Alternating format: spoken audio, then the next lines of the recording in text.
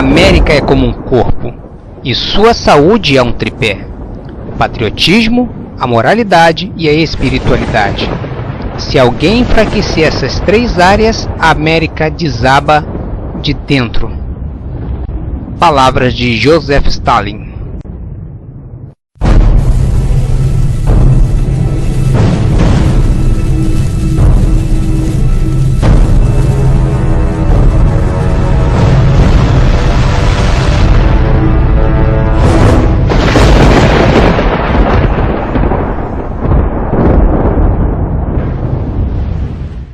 Olá! Na história tradicional dos filmes, os vilões geralmente são derrotados e o final é feliz. Mas não posso fazer essa promessa para o filme que você está prestes a assistir, pois a história ainda não acabou, mas você e o público são parte desse conflito. Mais seres humanos foram mortos no século XX do que em todos os séculos anteriores juntos.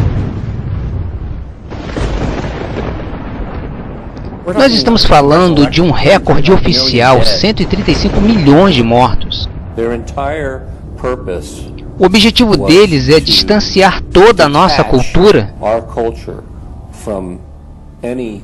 de qualquer bases morais. Se você olhar para as mudanças ocorridas na América desde 1960, constatará que talvez toda a cultura tenha sido transformada. Eles vêm com a ideia de que a vila é que deve criar a criança, mas a vila seria o governo. Eles têm deliberadamente destruído a compreensão de que a família é o bloco fundamental que constrói uma sociedade. Passamos de uma América que valorizava a família para uma América depravada.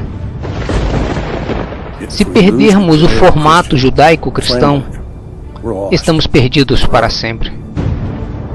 Os esquerdistas querem que você pense que as mudanças culturais ocorridas nos Estados Unidos desde a década de 1960 não mudaram nada, mas apenas nos direcionaram para um admirável mundo novo. Eles olham para o que mantém a sociedade unida, mas rejeitam, pois decidiram que querem mudar as coisas e assim lutarão para destruir tudo de bom e decente em que acreditamos.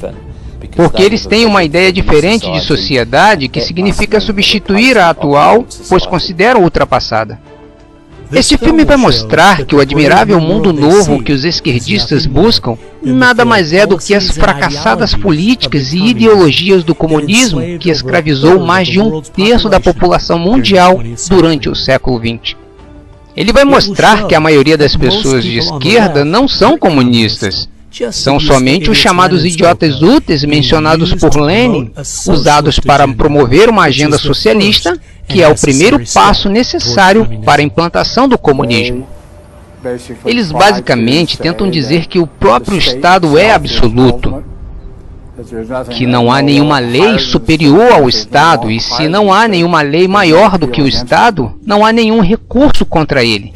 A história tem provado, além de qualquer dúvida, de que a livre iniciativa que a liberdade gera fornece mais para alguém disposto a trabalhar do que qualquer outro sistema.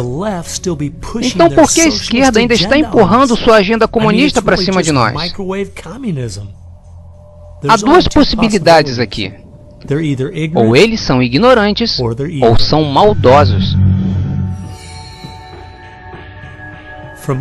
Em minha investigação ao longo dos últimos 2 anos sobre o que tem causado o drástico declínio da América, lamento dizer que a esquerda não pode usar o crachá de ignorante, pois eles deixaram muitas evidências de sua agenda comunista em seus livros, artigos e discursos. Não. A América tem um inimigo que está muito perto de realizar seu plano de destruir o maior país de toda a história mundial.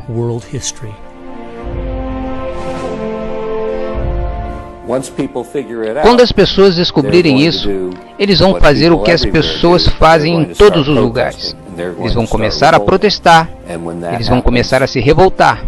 E quando isso acontece, os poderosos que se sentem ameaçados usam o poder que têm.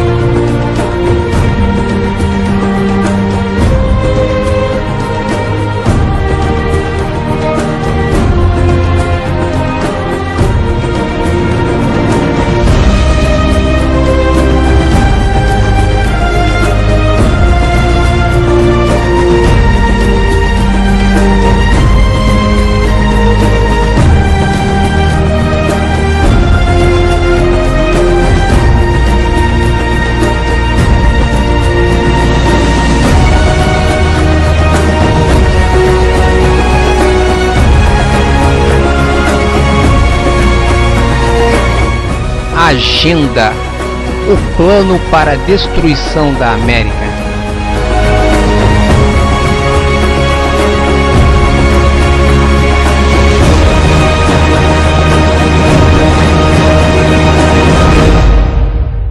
Esta é uma história real.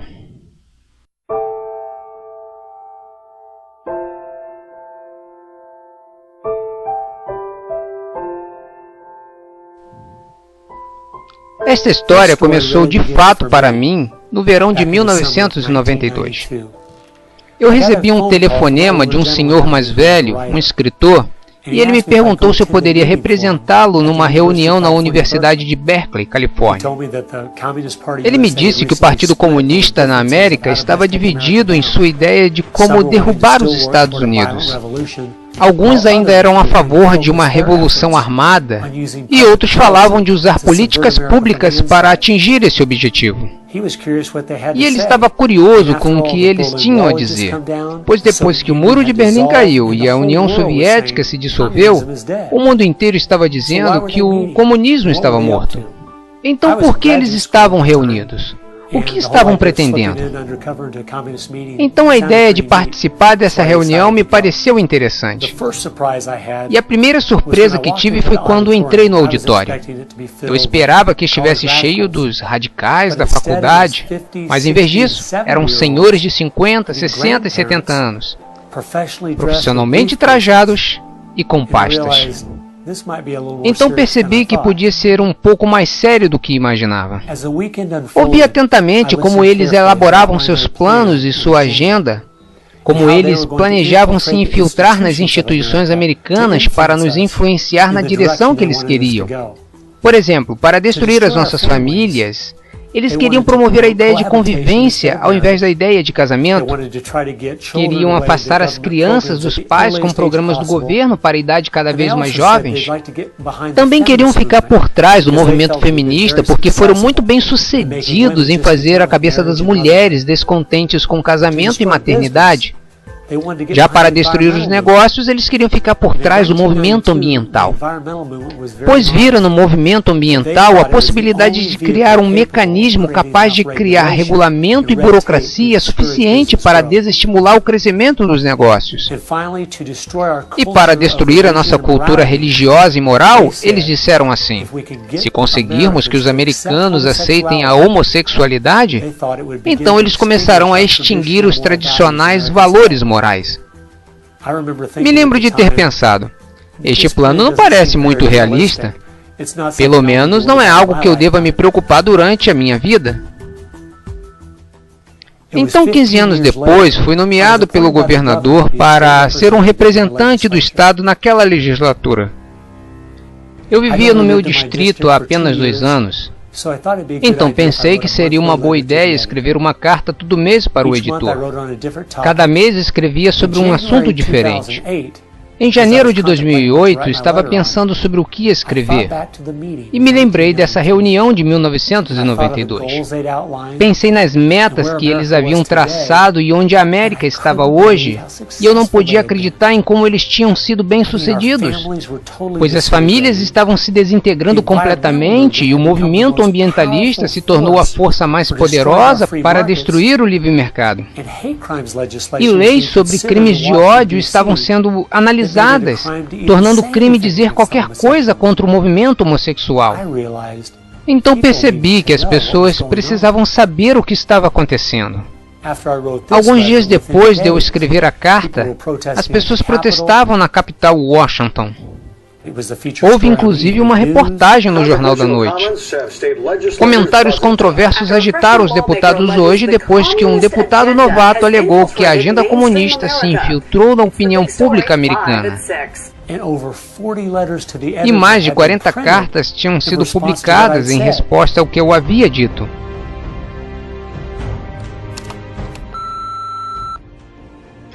Oi, eu só queria dar meu apoio ao que você escreveu no artigo do jornal. Não deixe que eles te humilhem. Até. E assim percebi que tinha acertado alguma coisa. Inclusive, uma das cartas escritas em minha defesa mencionou um livro publicado em 1958 que denunciava uma agenda parecida com aquela que conheci na reunião. O livro se chama O Comunista Nu, de Klaus Skousen, um antigo agente do FBI. E nesse livro são documentadas 45 metas comunistas a partir de 1958. E conforme lia a lista, eu percebia que seu propósito era destruir a América por dentro. Meta número 28. Eliminar a oração nas escolas, alegando que ela viola o princípio de separação entre igreja e Estado. Meta número 40. Desacreditar a família como uma instituição, encorajar a promiscuidade e facilitar o divórcio. Meta número 17. Assumir o controle das escolas, usando-as como meio de transmissão do socialismo, facilitar o currículo escolar e tomar o controle das associações de professores. Meta número 24. Eliminar todas as leis que são contrárias ao que é obsceno, chamando-as de censura e de violação da liberdade de expressão. Meta número 25. Quebrar padrões culturais de moralidade, promovendo a pornografia em livros, revistas, filmes e televisão. Meta número 26. Apresentar a degradação e promiscuidade homossexual como normal, natural e saudável. Metas números 20 e 21. Infiltrar-se na imprensa, assumir o controle dos postos-chave do rádio, TV e cinema. Meta número 27. Infiltrar-se nas igrejas e substituir a ideia de religião revelada pela ideia de religião social e desacreditar a Bíblia. E eles realizaram quase todas as metas. E parecia que ninguém estava percebendo. Nos últimos 50 anos, eles estavam trabalhando ativamente nos bastidores, nas sombras, tentando mover nosso povo e nossa cultura numa direção que foi projetada para nos destruir.